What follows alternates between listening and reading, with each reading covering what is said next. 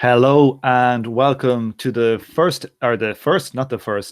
welcome to the sixth episode of the Mike McNair Revolutionary Strategy Reading Group. We have a small but high quality grouping today to read it with us. Let's go first over to Rosa. Rosa, how are you? Doing good. Just here Excellent. reading McNair. Reading McNair. That's what we'd like to hear. And also we have Alexi Dog Robot on the call. Alexi Dog Robot, how are you? Earth. Hey, what's up, Tom? What's up, Rosa? And what's up, Internet? Glad to be here. Just cold lamping from Arizona, about to talk about revolutionary strategy. What did you say? Cold lamping? Cold lamping is a phrase I picked up from the, 1987 track, Cold Lamping with Flavor, one of the Flavor Flav solo tracks on a Public Enemy album. I think it's on From a Nation of Millions, which would put it at 1989. What does it mean? It just means chilling. I'm just chilling, Tom. I'm just chilling in Arizona, but it's quite temperate. From where I'm from, lamping means something quite different. Well,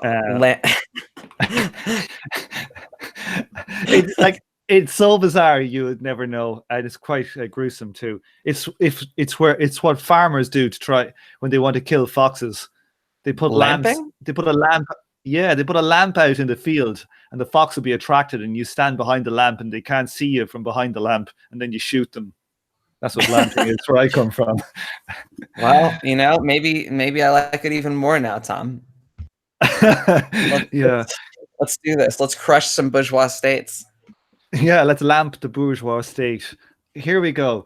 Okay, so last week we got halfway through. This is chapter 3 from Mike McNair's Revolutionary Strategy book, and this is talking about the revolutionary strategy of the center, which is what Mike McNair calls what the Kautsky et al. In the SPD did, and the Second International. Is it the Second International line? Is that accurate, Lexi? Yeah. In fact, on an interview on your show, Tom, from Alpha to Omega, he basically admits to using Kautsky as a stand-in figure for the founders of the SPD, August Bebel and Wilhelm Liebknecht. So it's a little more complicated even than just Kautsky, but that's the point. It's the ideological leadership of the SPD from its earliest decades. Okay, well, will we just kind of jump in here with the last week we did the general gist of the strategy, which was the idea of patience slowly building up an organization and the self-emancipation of the majority. So today we're on to this section where he talks about the state. Will we have a go and rip into this? Let's have a look and maybe read the first little paragraph too. I'll hit the first one then. What distinguished the center tendency from post-1917 communists most fundamentally was the belief that the working class could take over and use the existing state bureaucratic apparatus, a view developed most clearly in Kautsky's A Road to Power. This too had its roots in claims made by Marx and particularly Engels. So is that fair? Did Marx and Engels not repeatedly talk about smashing the goddamn state? Well, it's complicated. So they did talk about smashing the state on the continent. There's a book by an author, Perry Anderson, called Lineages of the Absolutist State, where he makes something along the lines of the argument that Marx's conception of the state that needed to be smashed was a sort of feudal holdover state, whereas his notion of the bourgeois state is different than we might imagine, because he sort of associates bourgeois states with the kind of contractual relations that you see in a constitutional government. Maybe I'm not really sure what to say here, but he constantly is saying, well, yeah, maybe in like Holland or in like England or in the United States, there would be some way of doing this peacefully, of having a communist revolution and expropriation peacefully without having to smash the state. But on the continent, he's unequivocal. We have to break these governments. That's very Yeah. different than how Marxists tend to think today. Yeah, I mean, Marxists now sort of tend to selectively read, like, sort of what he wrote about the Paris Commune and the Civil War in France as, talking about all states when, it's mostly about, like, absolutist, s- absolutist sort of sta- states rather than bourgeois states. And, um, I mean, I think Engels later on in writing about the United States talks about how, like, the sort of like land ownership that is more common in like the United States sort of made it hard to organize as like organize a communist movement in the United States, or even just straightforwardly normal labor movement. Um, m- and that the only way that it would like the United States would only begin to develop such a movement if like by the time like basically they'd run out of land to conquer. That didn't really pan out, but there's reasons for it not panning out like that, and the land part is still functionally correct in my opinion.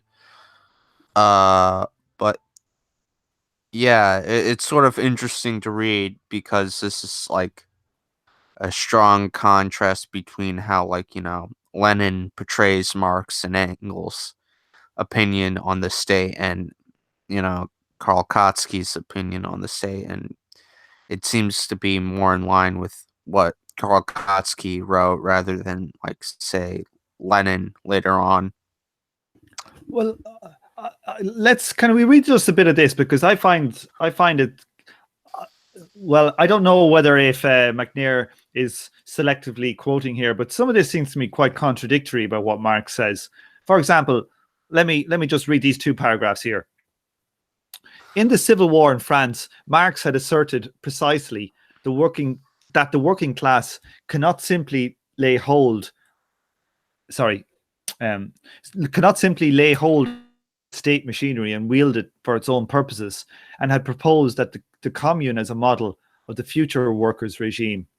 In the first draft, indeed, Marx had characterized the commune by saying that this was therefore a revolution not against this or that legitimate constitutional republic or imperialist form of state power. It was a revolution against the state itself, of this supernaturalist abortion of society, a resumption by the people for the people of its own social life.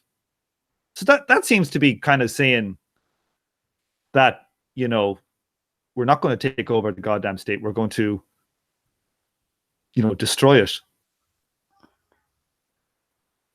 Right, but it's specifically talking about it in like that one situation in the Civil War in France. Read the next paragraph. Okay, you do it there. Read it there, Lexi. Then. All right. Sorry, I want to let Rosa finish her point. Sorry. Okay, yeah. That I did finish my point. Okay. It was a short one. I'm sorry. Oh, don't be. In an April 1871 letter to Kugelman, Marx wrote, "If you look at the last chapter of my 18th Brumaire, you will find that I say that the next attempt of the French Revolution will be no longer as before to transfer the bureaucratic military machine from one hand to another, but to smash it. And this is essential for every real people's revolution on the continent." So those last three words, that's my focus. I think I misspoke a little bit about what the topic of lineages of the absolute state is about. But the overall point here is that Marx, even towards the end of his life, but especially during the 1870s, even after he writes the Civil War in France, he is still quoted in saying that, he thinks that there could be, in some places, a peaceful communist revolution. And I think it's in kind of like my working memory, it's as late as like 1872 that Marx says, let's see if I have a quote on hand, because because it's something that shocks me every time. Let's see. Let's say. Yeah, so as late as like Where is this from in the book, or is it an external to the book? This quote. This is external to the book. There's the La Liberté speech. It's September 8th, 1872. Do you have a link? He's Do you want me to put it I up have a for people? link. Yeah, sure. I'll put it in the Hangouts chat and you can stick it Yeah. wherever you like. And pardon my French. And he says this. You know that the institutions, mores, and traditions of various countries must be taken into consideration. And if we do not deny that there are countries such as America, England, and if I are more familiar with your institutions, I would perhaps also add Holland, where workers can attain their goal by a peaceful means. That being the case, we must also recognize the fact that in most countries on the continent of Europe, the lever of our revolution must be force. It is force to which we must someday appeal in order to erect the rule of labor. So this is after he writes the famous passages about smashing the state. So if it seems a bit inconsistent, it's because Marx has a bit of a strange position on this that can only be understood by looking to, like, you know, the random shit that he says around his big texts. Marx, more than any other thinker, is adjudicated by these little quips that he gives in speeches here and there. So this is Marx as Jeremy Corbyn. Well, if you think about it this way, is that Marx, for a lot of his intellectual life, not all of it, is working under situations where even the norms of what we would call, quote, bourgeois democracy, quote, you know, that doesn't really fly. And there's a bunch of liberals who are too, like, you know, cucked by the Junker state or something, like too loyal to the aristocrats to actually install rule of the bourgeoisie in a, like, forceful, violent way. But he still sees the value for workers that there would be something like, you know, I don't want to put it in Stalinist terms, but it's basically something like a bourgeois stage of governance, and that without some kind of passage into that, there's not enough liberty for workers to be able to organize out in the open and get a democratic foothold. He definitely didn't anticipate that the development of bourgeois government could actually be like a good check against workers' institutions. That's not something you find in Marx. He imagines that the more democratic freedoms we get, the better off things are going to be for the proletariat. I mean, we should probably discuss if this ever actually sort of happened. Like, I mean, in general, you could probably just say no. This sort of thing, there was no peaceful transition into dictatorship of the proletariat, in history, and like the few attempts that you can find of it happening, like say, I would say Chile under Allende. Yeah. Am I saying that right? Allende. Allende. The two L's make a Y sound. Or Allende. Yeah. Allende. Whatever. Basically under his presidency, I would say like Chile was getting close to like sort of a peaceful transition, because the stuff with cybersynth would have included more would go beyond like simple social democracy in terms of including workers' participation in the process of production. And, you know, it would eventually eliminate the capitalist class. Did I say cybersynth or cybersyn? Cybersyn. I meant to say cybersyn. Yeah, cybersyn would have included more working class participation to the point where there wouldn't be a capitalist class per se, and the levels of nationalization would be ever increasing. And you could argue that it was heading towards a dictatorship of the proletariat peacefully until the military coup happened and Pinochet was installed as dictator of Chile. So that right there is sort of like a rebuff to any kind of peaceful transition into socialism being possible, sort of. Yeah, I don't Yeah. think you have to accept that Chile is true dick prole to accept this argument. You know, like that essentially, like if there's an attempt by a rising class to install its own supremacy, that it will be put down by force. Another good like analogy is to radical reconstruction after the Civil War in the United States. This is made by W.E.B. Du Bois in Black Reconstruction in America. Yeah, very similar dynamic. There's pretty much the predecessor to fascism that ends up, you know, crushing this. And it's even a bunch of the Republicans that helped to defeat the South end up throwing in with the former slaveholding class to crush radical reconstruction.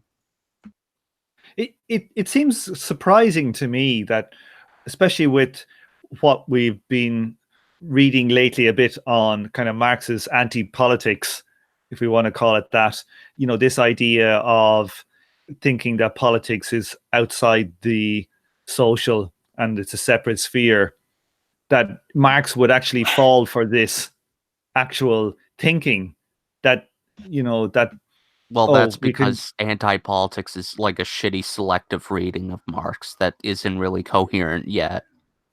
At the bare Here, What it minimum, does, I'm just gonna cut you off there and just say that outright because that's Well, why it doesn't make sense with what Marx actually states. what anti-politics is doing is basically in the light of some of the problems with Marx's, like, you know, later like reflections on the state that I think Engels makes some headway into, but he also has problems that they try to do like a radical rereading of his more Hegelian phase, which, you know, it is an undertone that exists throughout his work entirely, but he's a bit more, what's the word? I don't know. He's a bit more schematic about it when he's younger. You know, he's thinking much more in terms of like, you know, abstraction and these kind of bong rip theories. And I do wish Grant was on to defend their theory, because I have the same kind of misgivings about it as a complete reading of Marx. But if you try to synthesize these two things, what you basically end up with is Marx has the naive hope that some kind of form of bourgeois alienation could replace the absolutist military apparatus, and that somehow the proletariat, in this weird mode of unfreedom, could find a higher form of freedom. You know, and that's really the Hegelian rub that exists even under his later work. Yeah, no, it seems like a very obvious thing to me that if a new class is going to come up, they're going to have to, in the end, have to fight for it, for primacy. It's nearly, it just seems nearly like a self-evident truth that it's so.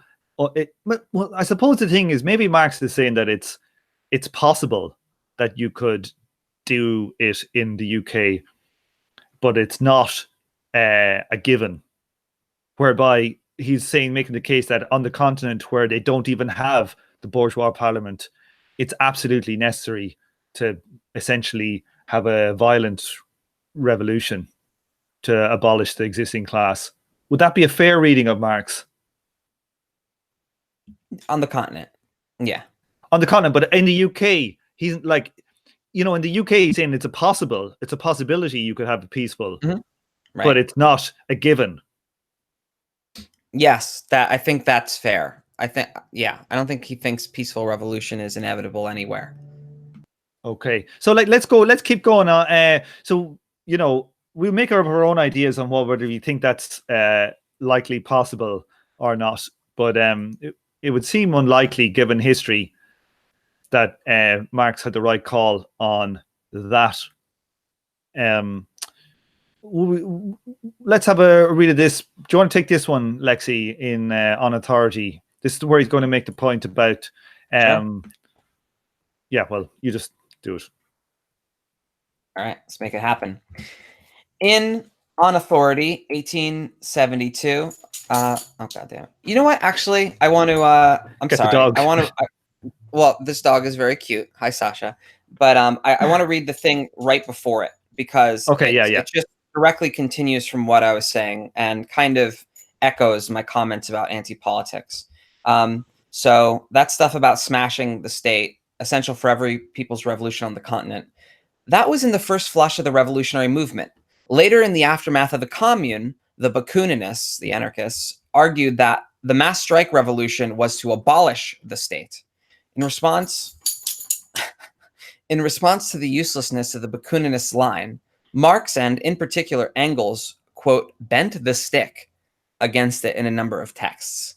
Now, bent the stick, meaning, exaggerated in order to make their point. So let's see. In On Authority, 1872, Engels uses a series of arguments for the need for authority in modern cooperative production. But he explains them in a very unqualified way, which makes no distinction between the temporary subordination of one individual to another, which is unavoidable in collective decision-making, and the permanent division of labor between managers and grunts, which characterizes both capitalist and other class and bureaucratic regimes. Engels' arguments in this respect were to be used both by Kautsky against the left communists and by Lenin in the 1918 through 21 process of the construction of the bureaucratic regime in Russia. So this is a particular stage in Engels and Marx's sort of career. If you're following their pivots back and forth, they have to, after 1848, the workers' movement is crushed. The liberals betray the proletariat, and the socialist movement and the workers' movement go underground basically until the Paris Commune and that era. There's a couple of uprisings as well that lead to the sort of lead to an uptick that inspires them to try to start the First International. And while they have to go hard against the state after the Paris Commune, they have to kind of go hard against anarchists. And then what's going to be talked about later is then especially Marx, but also Engels, towards the end of their lives, are dealing with the Lassalleans in the SPD. They're dealing with the right socialists, the people that are loyal to the Tsarist state, or at least want to make a compromise with people loyal to the Tsarist state. Not Tsarist, Junker, excuse me, to the Junker state. So this is the German state. The German aristocratic regime. Okay. Okay, so that's interesting, isn't it? So they're fighting different battles at different times and putting different emphasis at different times. That sort of accounts for why they're so inconsistent. They're always in the middle of a polemic. And so if you take them without the polemic, it just seems like, well, what are they arguing against? Okay, so let's have a read here on what Engels said about the state in 1891. Now that we have it in context. In reality, however, the state is nothing but a machine for the oppression of one class by another, and indeed, the democratic republic, no less than in the monarchy. And indeed in the democratic republic, no less than in the monarchy. And at best an evil inherited by the proletariat after its victorious struggle for class supremacy, whose worst sides the proletariat, just like the commune, cannot avoid having to lop off at the earliest possible moment until such time as a new generation reared in new and free social conditions will be able to throw the entire lumber of the state onto the scrap heap. Well, that's Engels being a stagist. Yeah. And Marx, if you read the Gotha program, you'd have to think he was a stages too, that it wasn't just going to be, we have the revolution and then it's communism the first thing in the next morning. Yeah, the question is, when they're talking about smashing the state, which parts of the thing that we call the government do they mean? Like, it becomes clear when you read a lot of radical literature around this era that people mean something slightly different by the state than, just the kinds of governments across history. Although then there is a kind of theory that collapses all that stuff, but whatever. For a lot of people writing around this time, the state is like something like the modern militarist state or something. So yeah, I like this is a lot of it. You would think would be like getting rid of the armed forces being structured the way they are, letting things being run by district, or the army being democratic. Lots of these things that would change the nature of it so much that it wouldn't function in the same way at all. It would be hard to equate the two different types of states. Yeah. I think it was hard for Marx and Engels to believe that something like the United States would turn out with the kind of insane imperial apparatus that that it currently has. Yeah. I guess the way Hal Draper explains it is what Marx means by the abolition of the state is sort of the abolition is sort of like abolition of like what essentially makes the state sort of like A bourgeois brutal, state. that sort of thing. Military apparatus, police, that kind of thing that like reinforces the state as a function, as sort of like class, a means of like asserting class authority. And instead, what remains is like the administrative functions of the state. So all the means by which society is managed through the the administrative apparatus of it. Yeah. So the idea would be, let's put these social administrative functions in the hands of society. And let's get rid of, I actually always liked this term. It's the body of armed men that stand apart and against the proletariat, that stand apart and against the working class. It's not simply, some kind of decent expression of the will of the people or what have you. This is its own thing. It's kind of hard to actually imagine what it would mean to have social administration without this kind of stratum forming that reproduces like manual intellectual labor or something. It's hard to imagine what this would be, but that's the gist of it. Like Participatory economics, motherfuckers. Paricon. Well, I'm joking. I know. Yeah. No, but like you can imagine systems being built whereby people aren't, the problem is not imagining and designing the systems. I don't think so much as to how the hell you actually would even get to there at our point. Yeah, but I don't know. There's a lot of thought experiments about this. How do you create a new form of social administration that doesn't end up using a special body of armed men against the general population?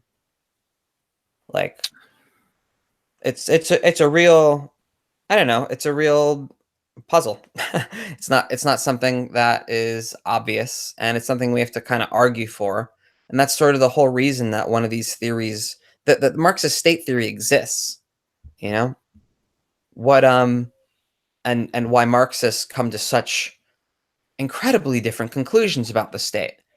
Well, oh, to be a Marxist just means to be anti-state. Bakunin was right. Let's just get rid of the state. Actually, to be a Marxist means let's just replace everything with the state. Let's replace every corporation with the state. Let's replace the family with the state. Let's replace the state with the state. Like every single position on the state is represented within Marxism. That's a fair point. Okay, so let's keep it tight down and let's keep going. Okay.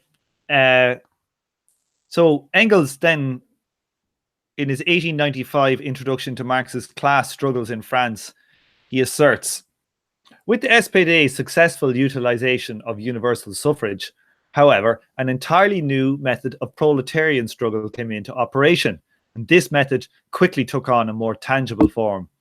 It was found that the state institutions in which the rule of the bourgeoisie is organized offer the working class still further levers to fight these very state institutions.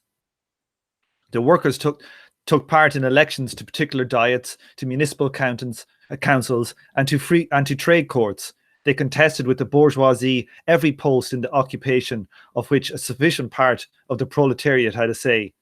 And so it happened that the bourgeoisie and government came to be much more afraid of the legal than of the illegal action of the Workers' Party, of the results of elections than of those of rebellion. Okay, so this is Engels saying this, that the state became extremely afraid of basically parliamentary left organizing. It's kind of problematic, right? In a manner of speaking, if you don't have a special definition of state, right? He's basically claiming you can use, the working class can commandeer parts of the state against the bourgeoisie. Like, if you're not restricting state to, the bodies of armed men, and by state you also mean these representative institutions, the political institutions, then this is challenging, and it seems to be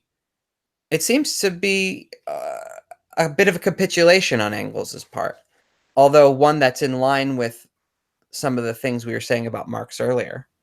And it should be known that the SPD popularized that essay as the tactics of social democracy, and it often censored the parts where Engels is still like, yeah, I'm still down for the rev, I'm still down for an insurrection, and we still gotta do violent shit, but all I'm saying is that this is an admissible tactic as well, and maybe it might be even more effective. The SPD censored this introduction and made it seem like Engels went full Bernstein. I shouldn't say Bernstein, but I think you know what I mean. Yeah. So it's interesting. So he set up this initial chapter as saying that Marx and Engels were essentially mixed in their ideas of whether parliamentary reform could be revolutionary in its end, or whether you needed violence. So they seem to have been mixed, and the SPD seem to have gone along the lines of, we just should win everything that we can, all these democratic roles. But how does this fit in though with the idea of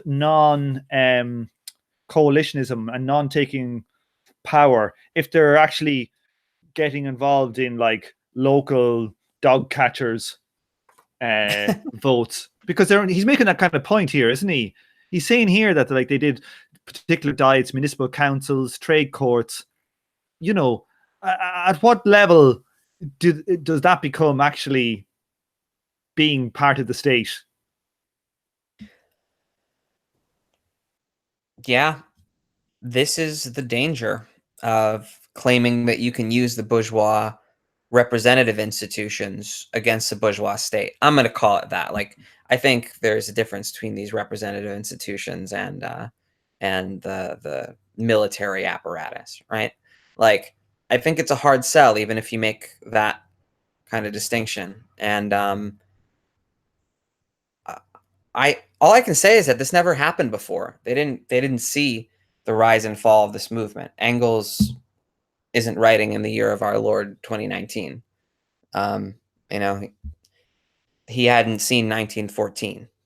You know, he didn't see that sort of stuff. It was plausible at that point in time, and this is why a lot of people went along with Bernstein, right? Once Engels died, is that it was plausible that, you know, well, look, we're just doing better and better. We used to be illegal. Now we're one of the biggest parties in the country. Let's just keep pushing people.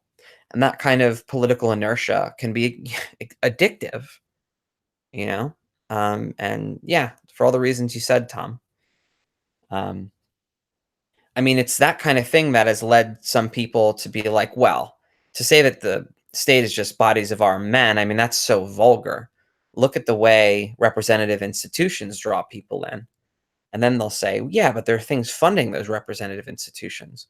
Look at the way those people funding those representative institutions reconstruct everything. And in some forms of Marxist theory, you just get these expanding circles where they sort of start putting everything into the state because everything sort of supports the way things are. They make it almost metaphysical.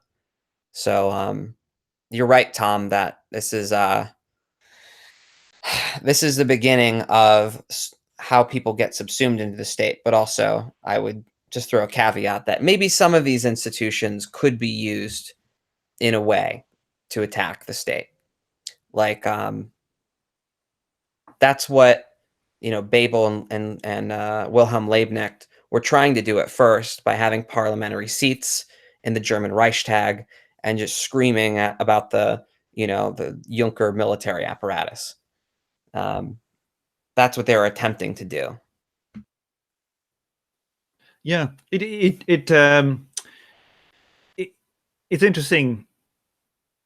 Well, no, I think I need to do an episode on Sinn Féin in Northern Ireland, because they've done a strategy of patience and of abstaining from going into the British Parliament for over 100 years, and it's definitely worked for them.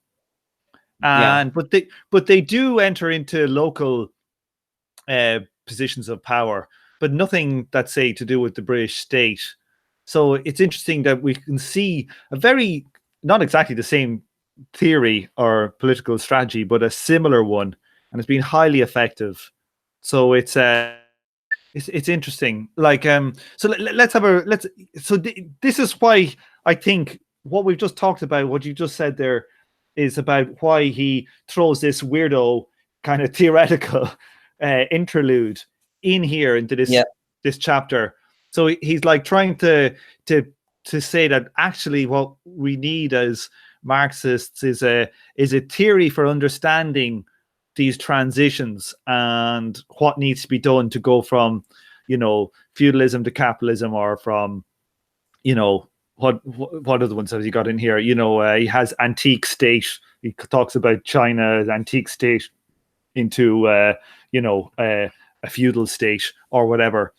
That much like we need to understand what is the theory of going from capitalism to communism, it should be, he's making the case it should be an all-encompassing theory. Now, whether that's possible or not, different organizational or social structures might require different understandings of what is needed to break each one.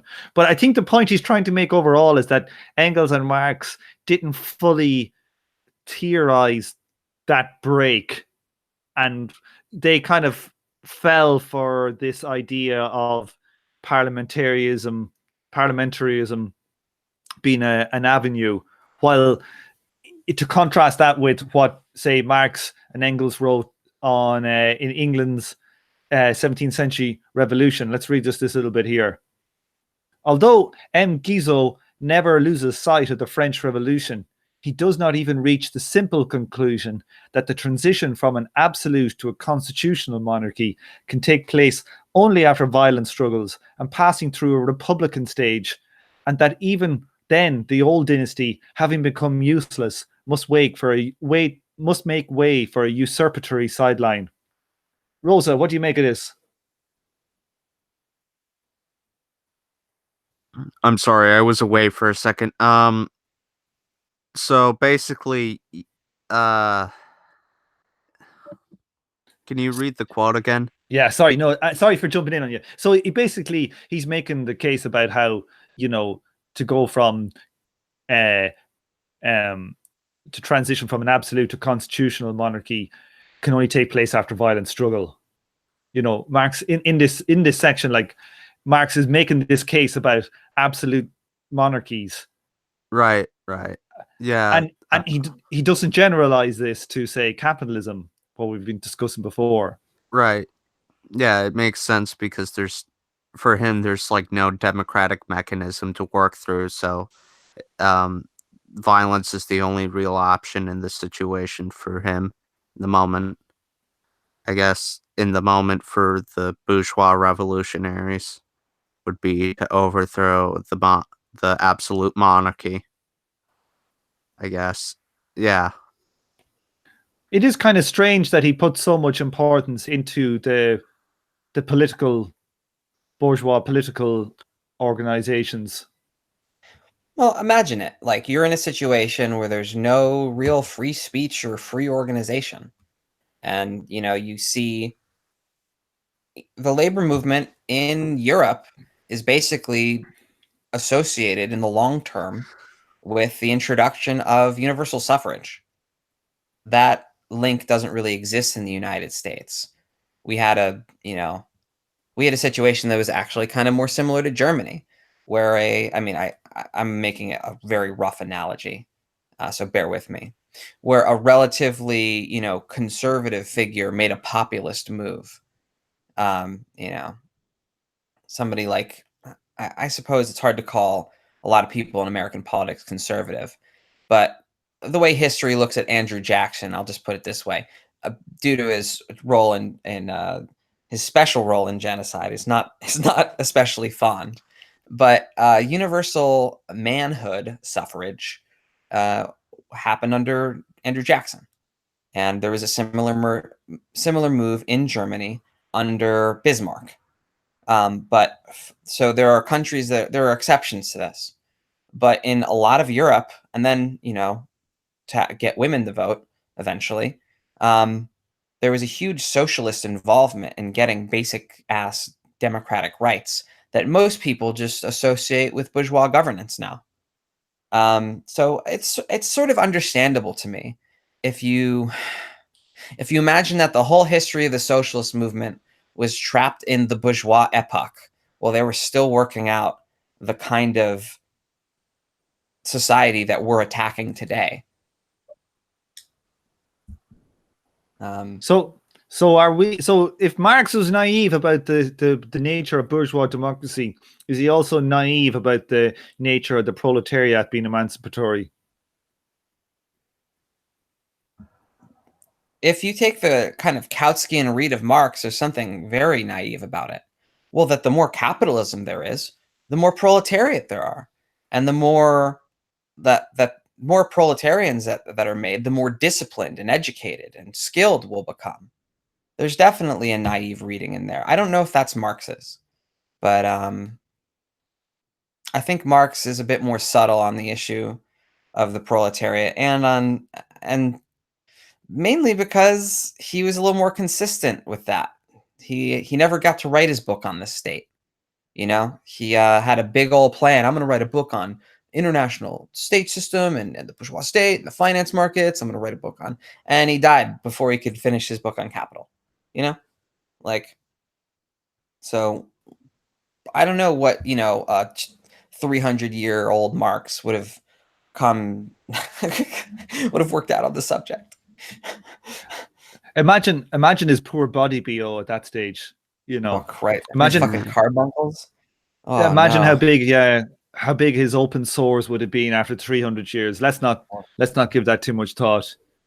Well, so page 60, I just want to give McNair a shout out for page 60 because he links a bunch of Marx texts. He links his old Hegel, like critique of Hegel's philosophy of right from like the 1840s. He links, you know, a speech from the 1850s. He links the Civil War in France from the 1870s. He links Engels, you know, critique in the 1890s. He talks about Marx's late work in the ethnological notebooks and even Engels's Origin of the Family. And he, in a little more than a page, gives you the common core between all of Marx's and Engels' views on the state. I think that's just an accomplishment in itself. Yeah, he is a very erudite young man, is Mr. McNair. Let's give him then a little bit of chance to talk, because we've been quoting Marx and Engels all over the goddamn place. Rosa, do you want to read this paragraph then? Sure, I'll read it. What is missing is a general theory which will explain why the absolute monarchies had to be smashed in order for fully capitalist states to emerge. In the process which was completed in the Netherlands in 1609 and in England in 1688, but was not completed until 1871 in France and 1918, perhaps even 1945 in Germany. Okay, so that's a bit weird. What do you mean? Well, he says that the absolute state wasn't fully in Germany, wasn't fully eliminated until 1945. Is he? I That's a bit weird. Like, I mean, I don't necessarily think Nazi Germany is not absolutist. It's a dictatorship, military dictatorship, but obviously it's modern. I guess it's modern and bourgeois in its nature, or maybe I don't even know. Actually, it's actually think kind of maybe confusing. I think maybe what he he might be getting at, yeah. maybe he's making the point that, like, post 1918 to even up to 1945, Germany was, well, if it was either, a dictatorship or it was a highly dysfunctional bourgeois state, that it didn't really become functioning bourgeois until post-war. Right. What I would read into that is that what was called the German Revolution of 1918 didn't successfully end up smashing the Junker state, and certain elements of that militarist apparatus rebuilt themselves into the Nazi state, Right, despite but the like despite the the hoax for yeah. But wasn't the Prussian Junker class like hostile to Hitler Nazis Yeah, though? yeah. So Yeah, I'm not really sure that I buy this either, but that it's a parenthetical, yeah, The reason yeah. that It just someone would put that there is it's sort of an Althusserian thing where you see the function re-established by other means, even if it doesn't fit the historical narrative. So I think that's probably a poor way to look at it too. right. Maybe he's like referring to the way in which like the German state was hoping to return to, in least part, to like some kind of pre-capitalist period of time in terms of like German agriculture, industry, and maybe even the state, like I some would I wouldn't mythologized. Yeah, I wouldn't read too much into that. Yeah, let's move on, because God knows it's only an offhand thing. It's not I too I did I did want to highlight something before it though. okay. The thing that is being answered by this general theory is this cash value of McNair's summing up of Marx and Engels, which is both in Marx's Civil War in France version and in Engels' Origins of the Family version, is that capitalism inherits the state from the prior social orders. It is then rational to suppose that socialism, either as the dictatorship of the proletariat or as the first phase of communism, will inherit the state from capitalism. And so this is sort of an alternative here, is trying to explain, so why do these absolute monarchies have to be smashed in order for a fully capitalist state to emerge? Then the next paragraph gets into, yeah, it's not going to be enough to have just that micro theory about just smashing the absolute monarchies, how come those late antique states had to be smashed in order for feudal states to emerge? Like in the former Roman Empire, even though it never happened in Byzantium. Or what about the feudal bureaucratic state versus? I'm sorry. So anyway, I guess Sorry, the point being that he's trying to analogize between smashing the absolutist state and moving on to a bourgeois form of government, and smashing the ancient state, moving on to a feudal form of government. So when he's saying a theory here, is he literally trying to make out that the theory should correctly be you have to smash the capitalist state? Is that his general point? The overall thrust, yeah. For every transition, there has to be a smashing of the organizational structures of the class in power from the class that's challenging. What I read into him, or what I think is there, what I think he's saying is that, yeah, the organization of the institution that they use for class rule has to be destroyed, and then the rising class builds a new type of organization that fits its own interests. This is what you might call the, quote, class character of something. And while that is abused in all the same way as that Marx's, earlier theory or whatever, that this flawed theory that we're looking at is abused, I think it's an important evolution in Marxist thought. Okay, taking that on board, Lexi, do you want to read the paragraph I've highlighted there? Let's brew this thing. I'm gonna read the last. Let's see. I'm gonna read this last thing. I'm gonna read the last paragraph of the previous the last sentence of the previous paragraph as well. It would have to grasp the relation of concrete state forms, city, state, and God empire, national kingdom as part of larger religious unity, rule of law, constitutional state as part of a system of states, to their class bases, slavery, feudalism, capitalism. In approaching the matter in this way, it would become visible that Engels' 1891 judgment that in France, the USA, and England, quote, the representatives of people concentrate all power in their hands, and if one has the support of the majority of the people, one can do as one sees fit in a constitutional way, was false. The inner secret of the capitalist state form is not bourgeois democracy. Rather, it has three elements. 1, the rule of law, the judicial power. 2, the deficit finance of the state through organized financial markets. And 3, the fact that capital rules not through a single state, but through an international state system, of which each national state is merely a part. So okay, well, that's Mike McNair's alternative. This is McNair's theory of the state. So it's pretty simple. It's interesting here reading this about when I think about what's going on in Venezuela at the moment, because what Chavez did is he basically got the military in his country loyal to the socialist regime. And look how difficult it is for the Americans to flip the military over. It should be something that, as socialists, we should think about how you need to organize within your armed forces. Sorry, I know it's a bit of an aside, but it just jumped out to me when we read that.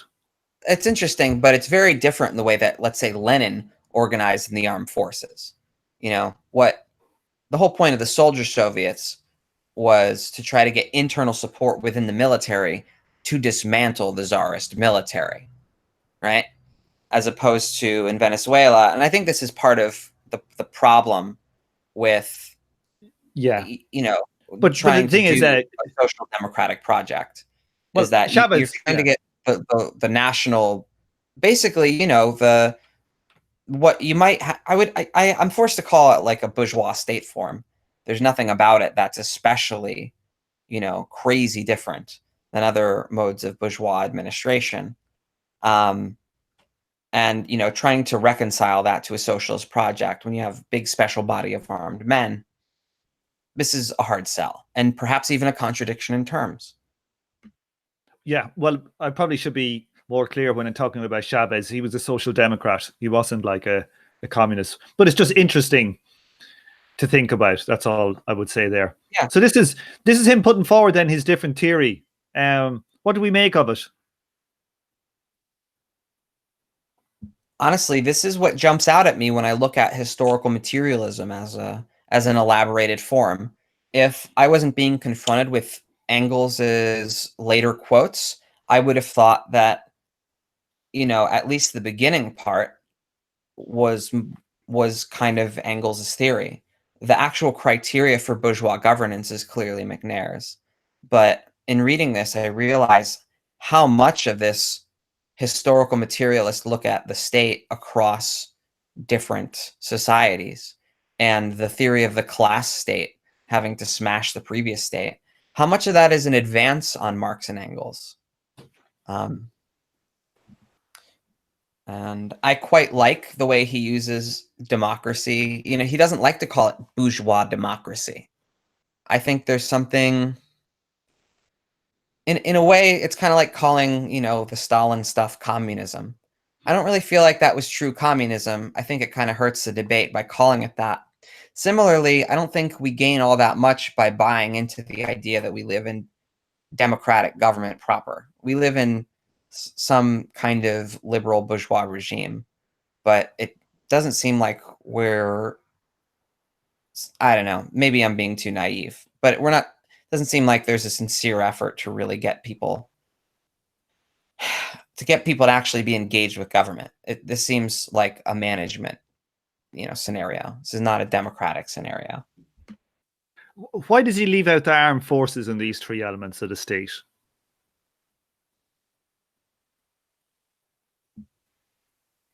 I suppose that the state is the armed forces, and this is the bourgeois version of it. This is what makes it unique. Yeah, this is the variation on it. I think he goes on, like earlier he says that all states are like based on like class rule, like McNair does, not Marx, but so in turn, what he's describing is merely the variation on said class rule. Okay. Yeah, that's what I would say. It should be said that using state in this limited way, I think I'm quoting Lenin by saying special bodies of armed men, it's seen as very vulgar and not very sophisticated by like critical theory Marx people. But I like it, and I don't know. That's all I'm saying. Okay. Well, let me read. There's 3 paragraphs here. I think we should read them all because I think this is a really important bit in his book. Where we're getting towards, literally strategy. Like your strategy has to be a function of, you got to understand the state's function to come up with proper strategy. So let's read why he thinks SPD went wrong. This in turn carries the implication that Engels' 1891 critique of the SPD's failure in the Erfurt program to call for the Democratic Republic was true but insufficient, and that his 1895 claim that it was found that the state institutions in which the rule of the bourgeoisie is organized offered the working class still further levers to fight these very state institutions was misconceived. In the absence of an explicit democratic republican critique of the state hierarchy forming part of the SPD's agitation, the party's participation in the local and sectoral government organs of the German Second Empire served not to undermine the imperial state, but to integrate the workers' movement behind that state and to support the development of bureaucratic hierarchies within the workers' movement. The problem of failure to grasp the character of the nation-state system as part of an international state system and subject to the world market was one the centre shared with the right wing, these are the coalitionists, and was more profoundly disastrous than the failure to grasp the problem of the class character of state forms. It too has its origins in Marx and Engels. So he's burning Marx and Engels here. He's burning the SPD. He's burning everything to the ground. This is why he kind of sounds like an autonomist, you know?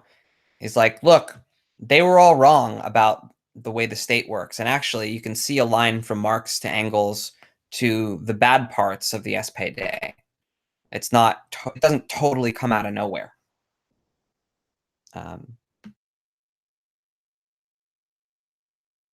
That's rough. And you know what? That's some good ass ruthless critique. Loving it.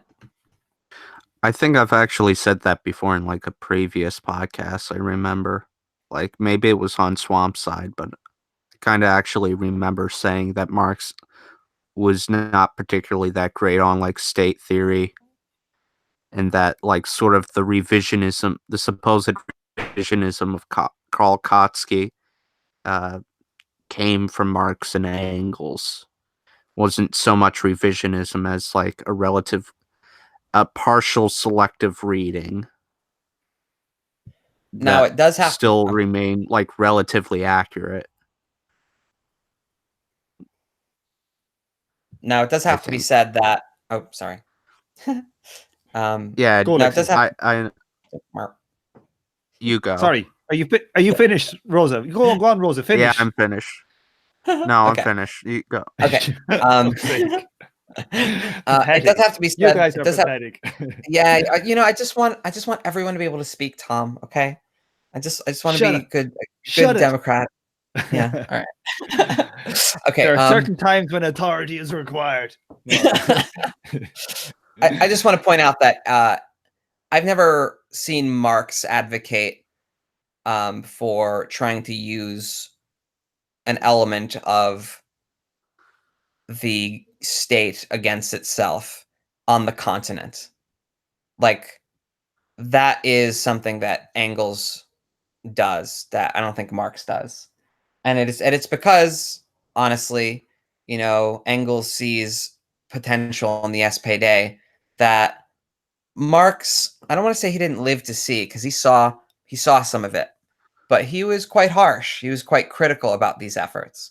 And they tried to, you know, keep some of their harshest criticism private because they didn't want to hurt it.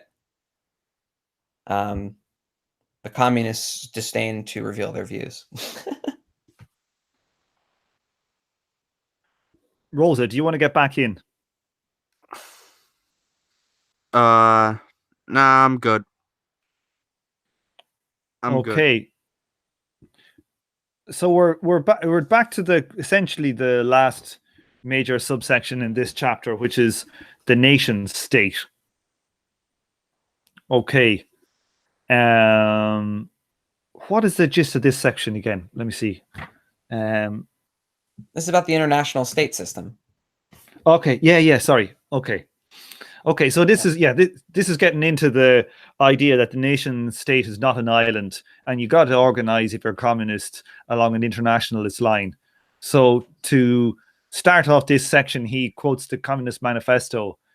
Though not in substance, yet in form, the struggle of the proletariat with the bourgeoisie is at first a national struggle. The proletariat of each country must, of course, first of all settle matters with its own bourgeoisie. Okay, that's a strong opening line. Good man, Marx. Where shall we go from here? Okay, let's have a look here at this little paragraph. This bit. Do you want to take this, Lexi?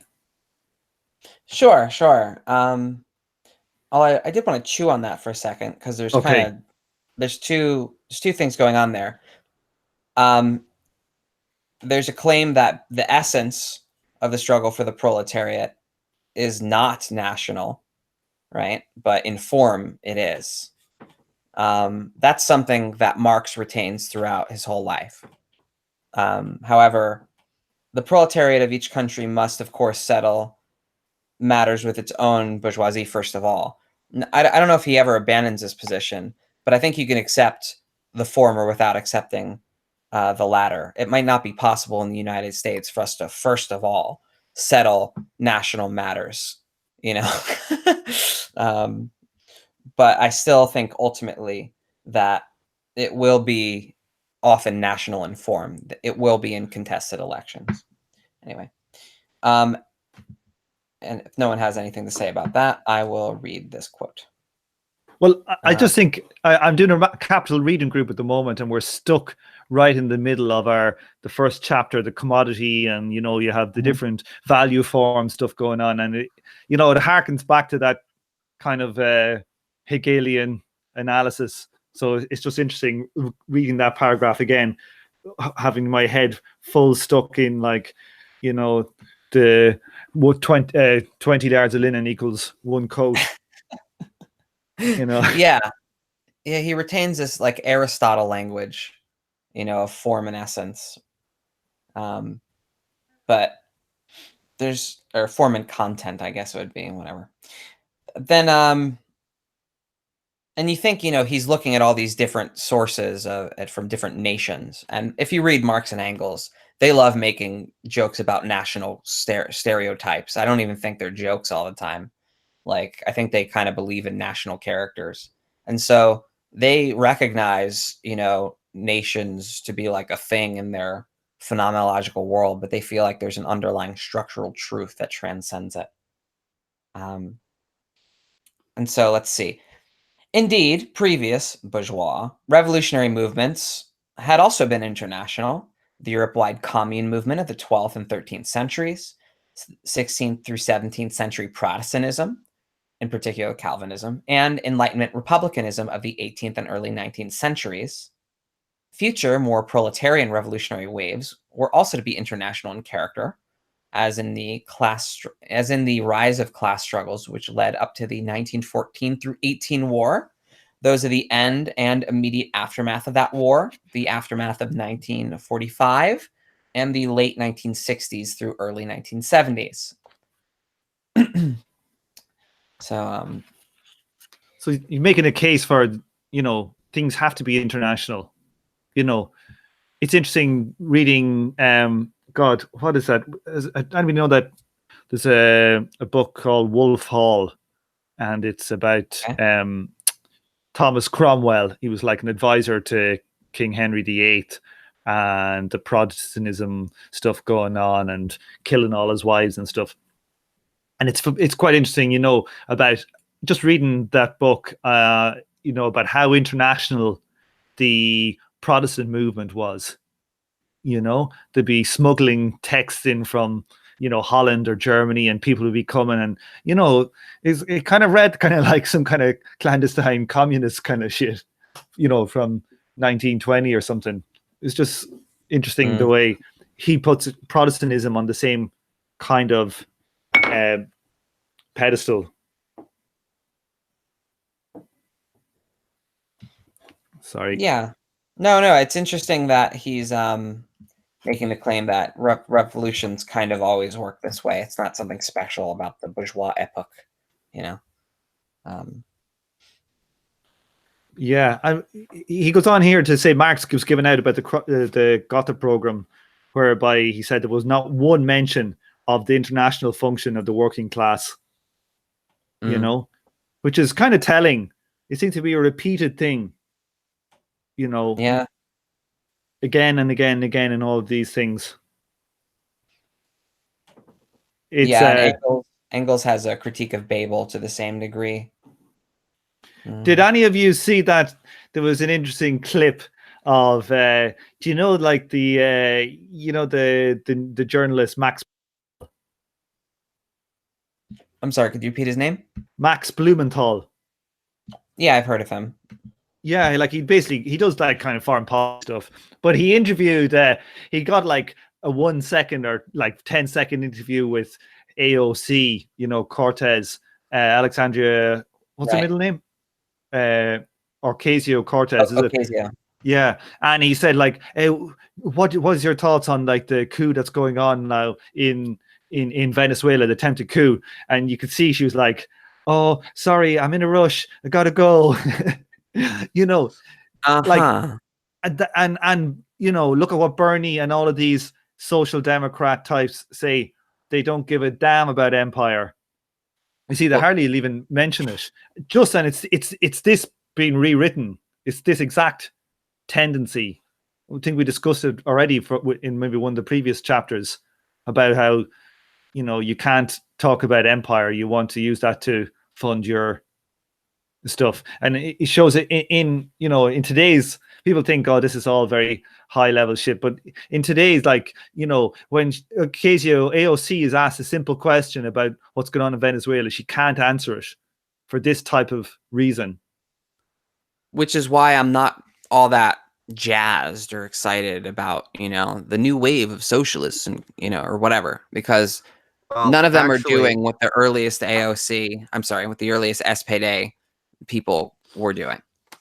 Actually, in a live stream that she did while cooking, she made a very brave stand in supporting the Venezuelan people and saying that the real issue was not ideological, but rather authoritarianism versus democracy.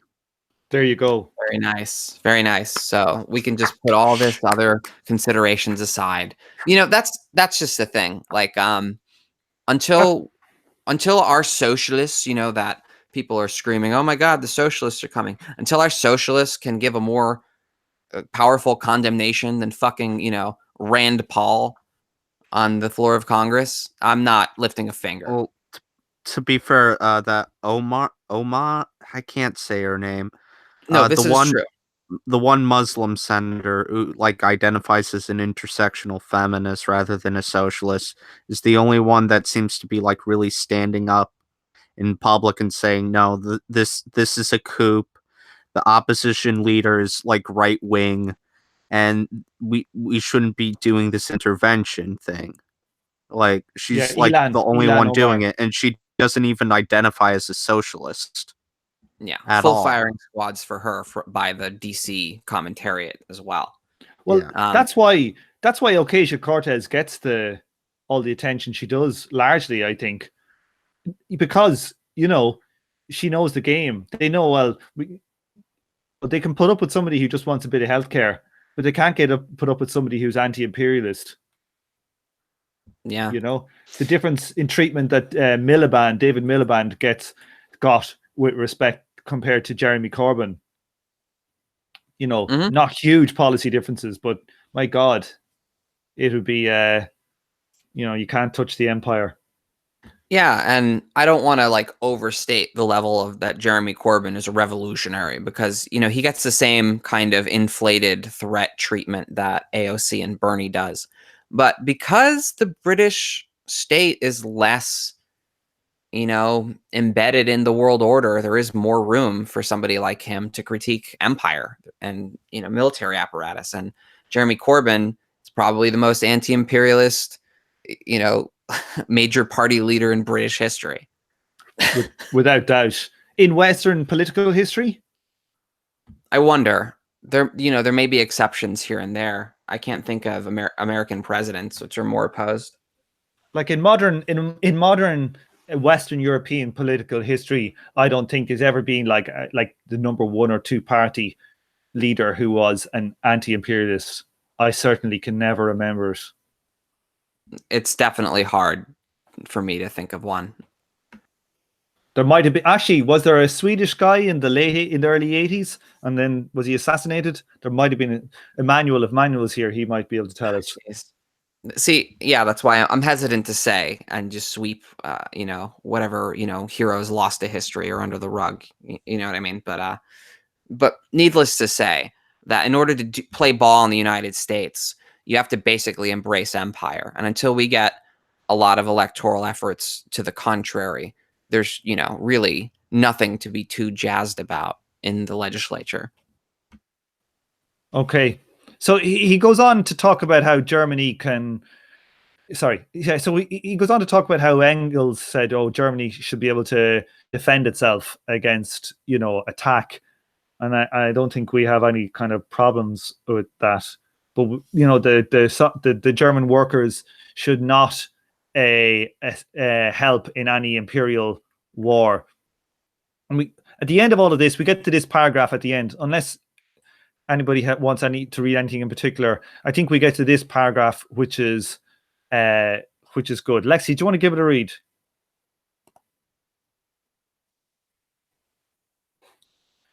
They're calling Lexi. Where is Lexi? I'll read it, I guess. Good. You do it, Rosa. With this, we have arrived at the position which the SPD took up in August 1914. That is, in fact, dictated by the inner logic of the combination of all claims that the proletariat of each country must, of course, first of all settle matters within its own bourgeoisie, and that victorious struggle for the class and Skipped a line. I'm sorry. Yeah, And that and that the nation state. the nation state is an evil inherited by the proletariat after its victorious struggle for class supremacy. In August 1914, these comments left the center badly embellished Enmeshed. enmeshed in the defense of national interests as the right, and led them to support feeding the European workers into the mincing machine of the war.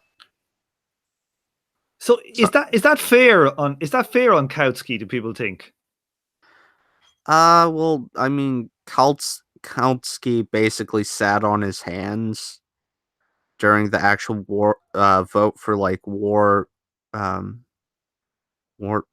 credits. War credits. I was about to say war bonds, but I knew that was wrong.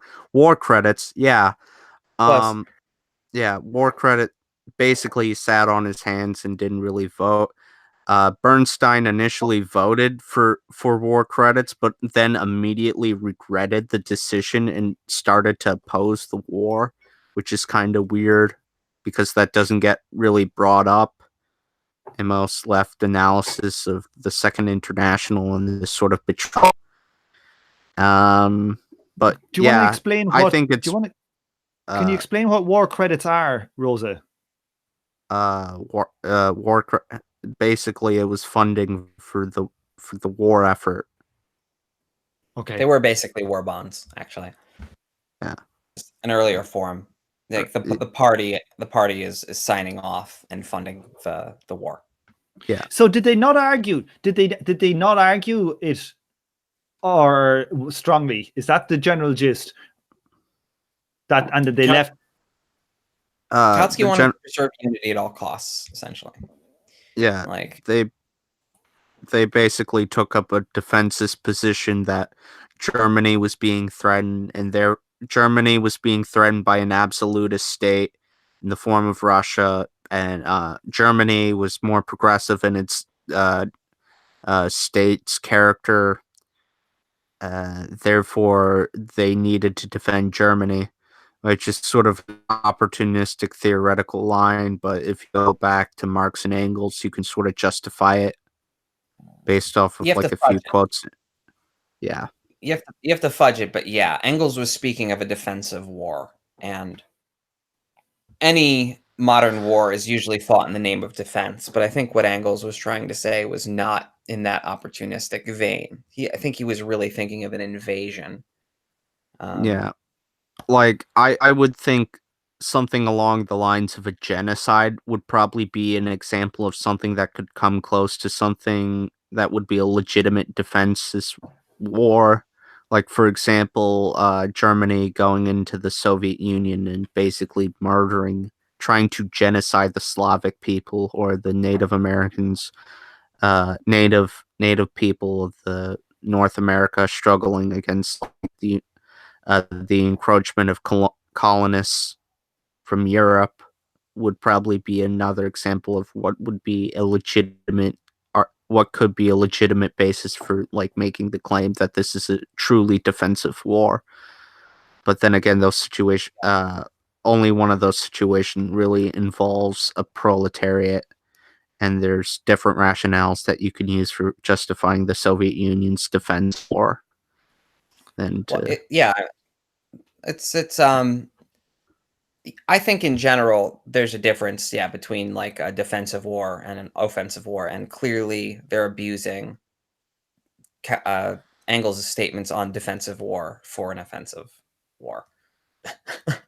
Like,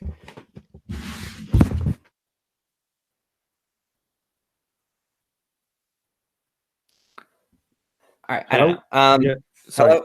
Yeah, no, I can Yeah. hear you. Okay. So just to have a look. So he's saying that the inner logic of the it's dictated. So he's saying that the reason why they didn't actually allow or that they went ahead with the war is dictated by these two claims. By the logic of these two claims, the proletariat of each country must, of course, first of all, settle matters with its own bourgeoisie. So he's saying that because they wanted to keep the party strong, that they prioritize that over the international element, and that the state is an evil inherited by the proletariat after its victorious struggle for the class supremacy. So he's basically saying that because they weren't international enough, that's what happened. That's his logic. Because they didn't understand the bourgeois order has this place for the international state system. It's kind of a bit of jargon that he likes to use. But yeah, in so many words, not internationalist enough. And before I think I hinted that the Germans invaded the Russians first in World War I. That's not true. It's just for the record. So the Russians invaded first, and what Rosa was saying is perfectly fine. Okay. So let's move on to this last little bit. This is the last bit of the argument where he goes on to talk about the dialectic. So we all love our dialectics. Indeed. It is a commonplace of the far left, following hints from Lenin, elaborated by Lukács and others, to accuse Kautsky in particular and the center in general. And the center in general of an insufficient grasp of dialectic. I have argued against this approach before. In particular, it is clear that Kautsky and his immediate co-thinkers did not imagine an uninterrupted social peace, which would allow the SPD to progress without crises and setbacks, and that they did grasp that history moves both in a slow molecular fashion and in an accelerated and chaotic fashion in periods of crisis. Okay, so he's kind of get to this idea that Kautsky and them thought, well, this would be a setback, but it's not going to be like the be all and end all and totally destroy our party, which it kind of did. And then I think this last sentence of the final paragraph of the chapter is very good. However, because it addressed neither the state form, so this is the general approach of this chapter, what we're talking about, the revolutionary strategy of the center. So he's going to critique it. This is basically his critique of the strategy of the center pursued by Kautsky and these guys. However, because it addressed neither the state form, so also it's a critique of Marx and Engels. It's a critique of Marx and Engels and Kautsky. However, because it addressed neither the state form nor the international character of the capitalist state system and the tasks of the workers' movement, the centre's strategy collapsed into the policy of the right when matters came to the crunch. What do people think on that? I think that's a fair assessment. And I think that's a lot of what McNair gets from Lenin and the Bolsheviks and the Third International amounts to this, that there's a broader world system that they're not taking into account. There's something about the character of bourgeois government that the Marx, Engels, Kautsky tradition, whatever gaps there is between Engels and Kautsky, there's a few things that they don't adequately capture, and that we actually get a better understanding by at least paying attention to the negative critiques of Lenin and the Bolsheviks against the Second International, even if they don't present us with a fully worked out positive replacement.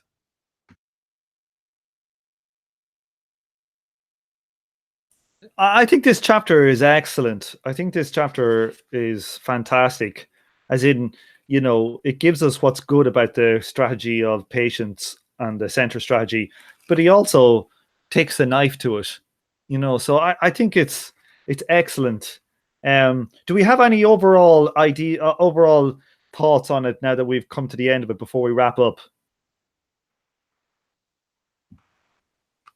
It's a pretty sober synthesis of thoughts about the state in between the Second and Third Internationals. And the next chapter is about war.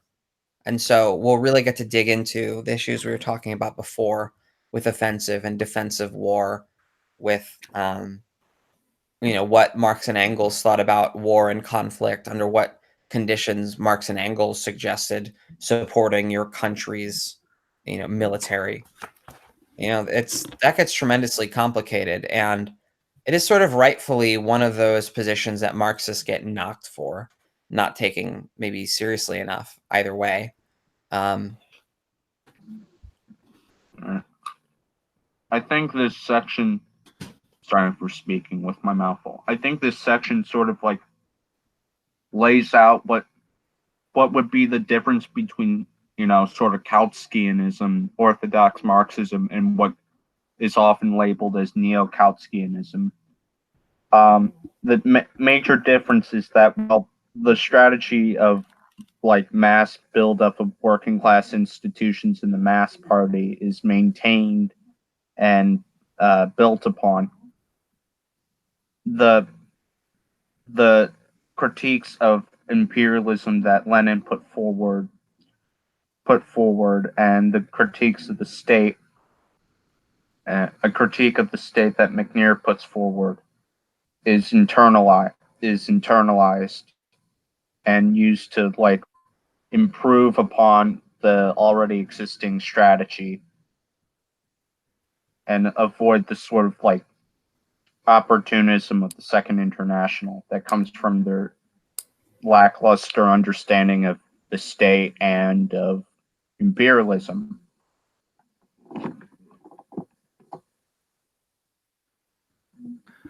Okay. Well, I think we've probably done that chapter. Will we give a shout out to the chat before we sign off and go offline? Let's do it. We don't have that active a chat today. We've got Marshall Villager, Jake P, Constantine, another Prole, Avery, Oswald Spengler, back again, Yeah. and Erica, Jake P, we got IDSK for short. Idea. Is it an L or is it an I? See, I think you're right. That's probably an L. I think it's LDSK. Yeah. So Laserdisc. We got Laserdisc in the house. Laserdisc. That's his new name. Laserdisc. We should come up with some very long mnemonic for it. Maybe I'll design one. Yeah, Paul. We got Paul in the building. What's up? Paul. And Naya Fett. Yeah. Thanks for tuning in, everybody. Yeah, okay. Have we got a group goodbye then? Rosa, are you still alive? Or you got your face full of food? I'm still alive. All right, okay. Let's do it. Let's do it. Okay, all everybody. Right. Thanks for coming, and we'll see you soon. Bye. Bye.